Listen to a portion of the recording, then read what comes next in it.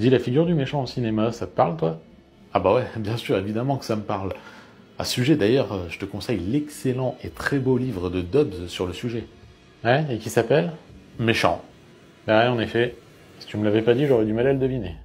Pour résumer, les premières pages de ce gros livre de plus de 300 pages vont se consacrer à une définition du méchant, qui n'est pas forcément un antagoniste.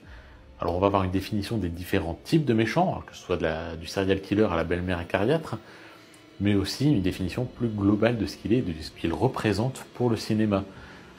Par la suite, on va avoir un dictionnaire des méchants qui rassemble un très grand nombre. Alors évidemment, c'est pas exhaustif, ça aurait été totalement impossible. Mais chaque méchant va avoir le droit à sa fiche avec son caractère, son origine, son évolution durant le film, mais aussi des anecdotes et des citations de ceux-ci. On va même parfois avoir des illustrations dans des styles plus ou moins originaux, selon l'illustrateur choisi. Et c'est sur quel type de méchant ou de film?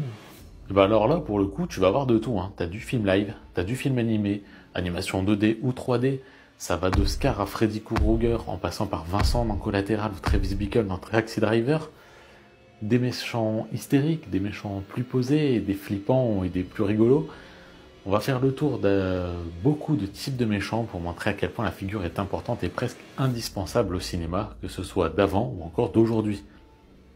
Ok, ouais, je note. Non, mais je prends des notes. Et après, je m'occuperai de toi.